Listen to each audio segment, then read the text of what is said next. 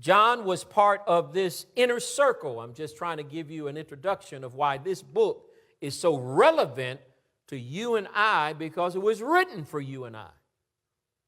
It's not to say Matthew is not a good book, because it is a good book and a lot we can learn. But it was really written for a Jewish audience. This book was written for everyone. See, John was part of this inner circle with him and James and Peter. James was his brother. Now let me give you some sense of why they were part of the inner circle and why that's important to you. In Mark chapter 5, Jesus healed Jairus' daughter. But guess who he took with him? John and 2 other disciples. They're part of the inner circle. When Jesus was transfigured, he took only 3 people with him on the mount. John was one of them. When he was tempted in the garden, he took only 3 people with him. John was there. John was the first apostle at the tomb of Jesus and the first to believe that Jesus was resurrected. John stood at the cross and watched Jesus die. He was standing there with Jesus' mama, and he was the only one that Jesus said, "This is my mother. John, take care of her." What a unique responsibility. What a unique role. Why is that important to you? Because when you study this book of John, you're studying somebody who understood the heart of Jesus. That's what I'm trying to get you to see. There's another place where it says John laid upon the breast of Jesus. It's talking about an intimate relationship he had with him. He knew the mind of Jesus, and most importantly, he knew the priority of Jesus. And so when you read this book, you're reading one of the greatest books, no doubt, in the New Testament. He is so significant that Paul, and you know Paul wrote 2/3 in the New Testament, said in Galatians chapter 2 and 9 that he's one of the 3 pillars. He's really talking about how significant John was. And you probably know that there was only one apostle that lived. It was John. All the others were killed.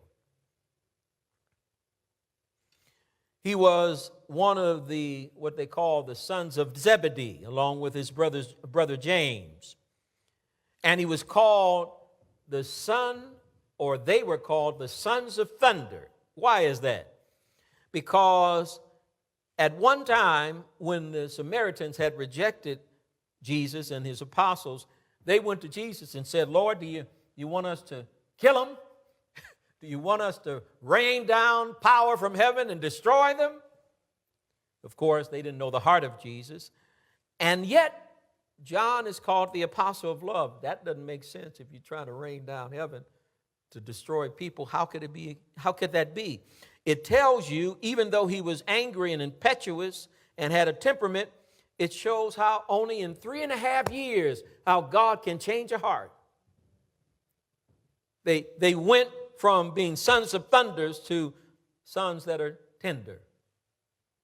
That ought to tell you that lives can change when you spend time with Jesus. All you got to do is give him some time. Somebody say amen. So now, let's go to that first chapter. And we're only going to be able to go through about 18 verses today, because this is in many ways an introduction, and we hope that this will be a text that will set the stage and the foundation for everything else to build on. In the beginning, I'm in verse number 1, was the Word, and the Word was with God, and the Word was God. The subject here, ladies and gentlemen, is the Word. The fact that the Word will be revealed through Jesus won't come into the 14th verse. Right now, you need to stick with the subject. And the subject is the Word. That's why this Word that you have right now is not a textbook. This is the very Word of life. If you want to know how to live, and if you want to know how to thrive, not just survive, sup upon this Word, because it is the Word of life that was from the beginning. You see, the book of Matthew begins with the genealogy of Christ up through, starting with Abraham. And Luke begins with the genealogy of Christ with Adam.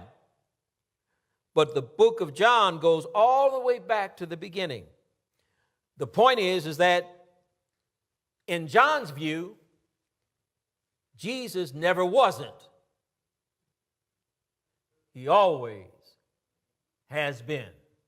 Say amen.